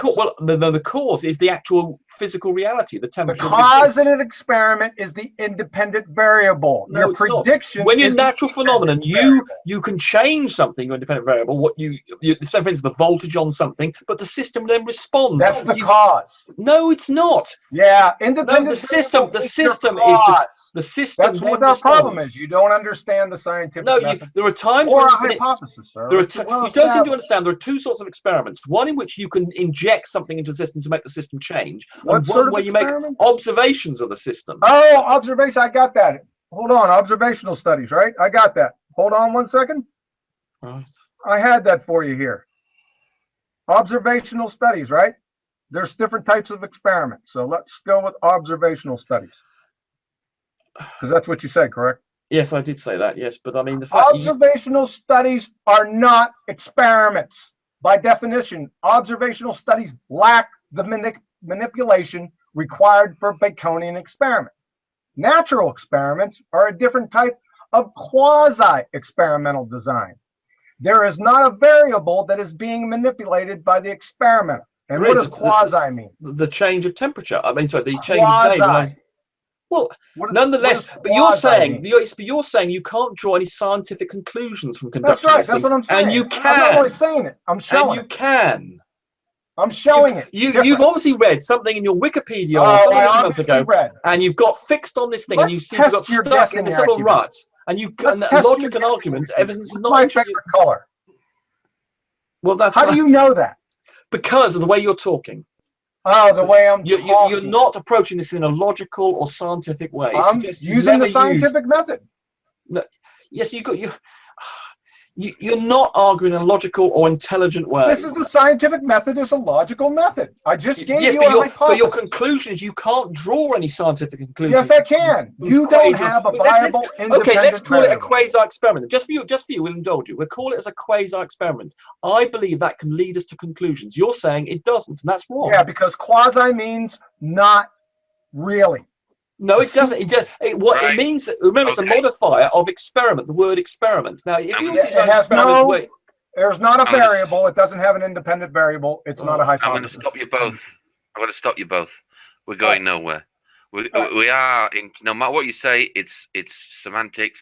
It's not semantics. The scientific method is not semantics. Basically, John, you're trying to say we don't need your opinion. We don't need your opinion. You're a ball earther. We don't need your opinion. I am here as a moderator, and I have to intervene when you're going. Of course, but you're biased. You're going. You don't know what science is. Okay, totally you tell me. Utterly off topic, and everyone agrees. Everyone in the chat agrees. Consensus then. Well, yeah, but I mean, when you've got 100 people who disagree with one person, I don't care what they do. I'm not into consensus. We know that you don't care, and everyone's wrong. You're right. Okay, that's fine. But we need to talk about that. You need to either accept that scientific experiments are valid. You know that there are scientific experiments conducted in all walks of life, and there have been for thousands and thousands. Yes, I know that. That's a straw man. And the scientific experiments prove things. That's how we advance as a species. Okay, you've got to accept that scientific experiments are done. I do accept that scientific experiments are done. Okay, so let's move on to an example of a scientific experiment that proves that the Earth is a flat plate. I just told you there isn't one. You can't formulate. Why don't you try it? Yeah, paper. Give me a scientific hypothesis. Yeah, I mean paper. He's adamant that you just simply can't do any science on the Earth. And you can't because you can't do it. Yeah, that's why. No such thing as a scientific experiment, then, John. You've misunderstood what you've read. I said there is no such thing as a scientific experiment to validate. Listen closely now. Flat Earth versus a spinning ball. Hard stop. Yeah. Okay, John, you're going to have to. Your paper. You're going to have to. He said this now about 10 times. You're going to have to accept that's his position. There's nothing. There's no scientific. There's no scientific way of determining to him that the Earth is flat or spherical. There's no observation. No observations. Well, no, I think his position. I think John, it's insane. It's a nutter position. Well, I think. There we go with the name calling again. Rumpus, that's all you got.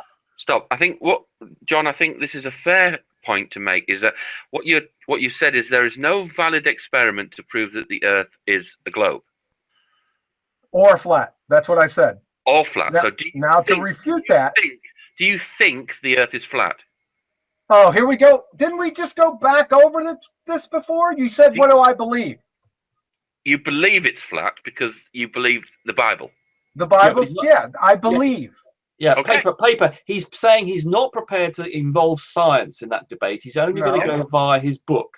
So he's not prepared to say that science can have any opinion. He's eliminating the possibility. Science doesn't have an opinion. It's not alive. And I suspect, and half the reason he doesn't want science to have an opinion, because he knows it would invalidate the flat Earth. So he's trying. So you're reading my mind or something? Well, that's an appeal to motive. Motivation. You don't want that's science an appeal to motive fallacy. That's an appeal to motive fallacy. It's the only conclusion. No, I mean, not most flat earthers would not resort to the argument. It's a fallacy. It's very desperate. And then here's another fallacy. Argument to popularity. I'm going to mute you both in 5 seconds.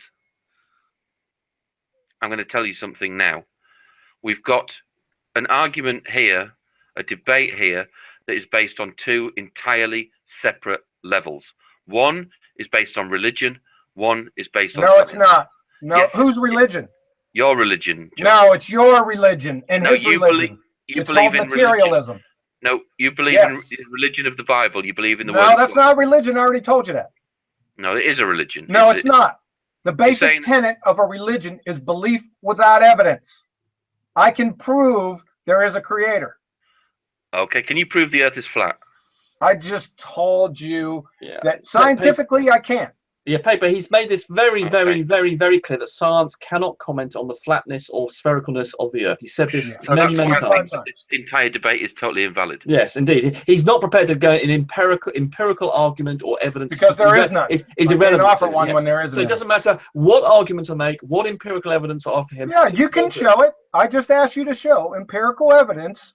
I want you to What- observe a phenomenon, construct a hypothesis. You know the scientific method. You know that? So, and he's not I prepared. He believe it. I doesn't think believe it. He most thinks people it's, believe he that thinks it's Rumpus has done that, conceptually John. impossible to present. Oh, he's done that already, A right? scientific. Well, he's given many, many examples of measurements Like that have what? been The made. Foucault pendulum. I just destroyed all those. There, You haven't. there- You didn't- there is no you- independent variable. No, you There is the didn't destroy latitude. them, John.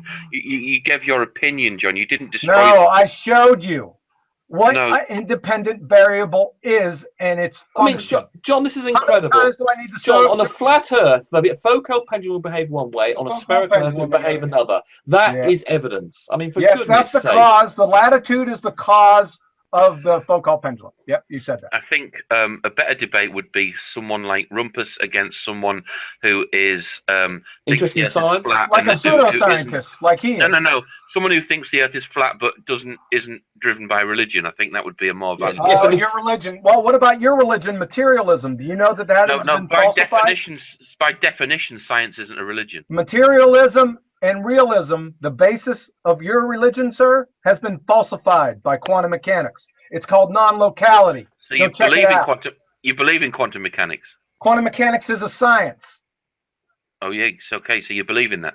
I don't need to believe in it. It has thousands of experiments to validate it. You spent the first 3/4 of an hour of this thing going on about quantum mechanics. That's right. So you believe in it. I don't need to believe in it. It's science. Real You don't science. believe in it. It's real science. Quantum mechanics is real science. That's correct. I see. And why is it? And Because of the Newtonian- experiments. and Newtonian physics and observations and things that can be replicated in the lab is not real science. Well, Newtonian mechanics was falsified by quantum mechanics, sir. No, you watched one It video and he. There he goes again. Hold on, it's my turn to talk. It's my turn to talk. Watched It's one my turn. video, It's my and turn to there we talk. go. It's my turn to talk. He showed. No, me it's not into- your turn It to is my talk. turn. You've been speaking far more than I have in the last half an No, hour. Far no, more. no. Far more. It's my turn to No, talk. I gave you some of my time, It's sir. my. No, you didn't. No, you've Right, been speaking I'm gonna- far more than I have. I've had Yeah, barely we're done with 5 this minutes. debate. Hold up. We're done with this so, debate. So he because showed a you video. don't I even know believe what we are science done. is. He showed. I Hold on, believe let's we make are- this last point. Can I just make I this last believe point? we are done with this Okay, debate. last point. He showed a video the other day. You don't have a point. The other day, where this chap said that Empirically. Newtonian physics was in there, and all he was saying was that it was being superseded by quantum mechanics, but he wasn't disputing the Newtonian mechanics works, because of course the quantum mechanics situation approximates to the Newtonian one at the macro It doesn't scale. approximate it. Support. So Newtonian mechanics does work, and this lecturer Support. would not. Hold on, I would like a few seconds to speak. And this professor who was lecturing at the, I can't remember what it's now in a video, he was not going. If I had been able to approach him and I asked him, does Newtonian mechanics work or not? At the macro scale, he would have said yes. And it's been proved. I mean, the mere fact that we send things to Pluto, which rely on Newtonian mechanics, Second and question. any number of other things show that Newtonian mechanics works at the macro scale. Begging the question fallacy on steroids. So Newtonian. You're you a said that nutter. You are Newtonian A1 bonkers. Newtonian mechanics. Yeah, call me names because that's all you got. It's So, just bonkers. So Professor Shanker, the professor of physics at Yale. All right. So today we're going to shoot down Newtonian mechanics. We're like the press. We build somebody up only to destroy them. Same professor. Yes, First, I want to tell you what goes wrong. At the First, I want to tell you what goes wrong with at the Newtonian nano mechanics. scale, we know that quantum mechanics. The double Newtonian slit mechanics doesn't experiment work. is a problem. That's what puts the nail in the coffin for Newtonian physics. And yet, so that means your syllogism is, all that means is that Newtonian mechanics is true, right?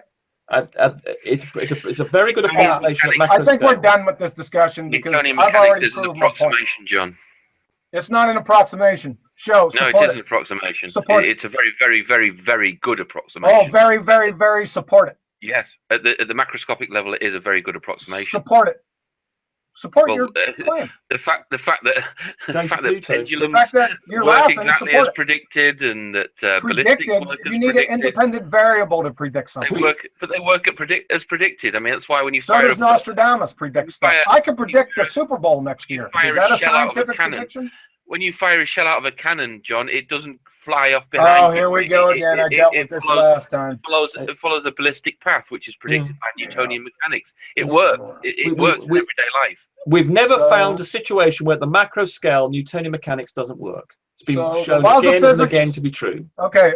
The laws of physics are always quantum mechanical laws. You don't have separate laws for big and small things. Which approximates Newtonian laws. The real question laws. is, how do these very same laws, when applied to big things, by big things I mean the things you see in daily life, here's the kicker, give the impression the world is Newtonian? Because the mathematical equations reduce to the Newtonian physics. Mathematics is not physics, sir. The mathematics behind quantum mechanics reduces to the Newtonian approximations at the macro scale. It's very simple. Mathematics is not physics, and you just destroyed your opinion. I think we're done here, sirs. This guy's a nutter on steroids, isn't he? He's absolutely That's all he can do is call me names, John, because that's all he's got things left. on the macroscopic scale, John, in everyday life, the big things that we take, can be explained perfectly with quantum mechanics. It's just that the mathematics and the things that the calculators involved by using quantum mechanics would take a universe lifetime in order to calculate. Mathematics does not explain anything. It merely describes. No, yes, but it makes predictions, doesn't it? No, it doesn't predict anything. It doesn't have any. You do, because you can plug in numbers. I can plug in numbers into the quantum mechanical equation, and then that gives me the results at the Newtonian scale. Nothing in quantum mechanics mathematically is derived, Professor Shanker. Right. Okay. It's bonkers. Absolutely bonkers. Because I know all your arguments. I know all of them. You're just a nutter. I know them 6 steps in advance before. Right. I've muted you both.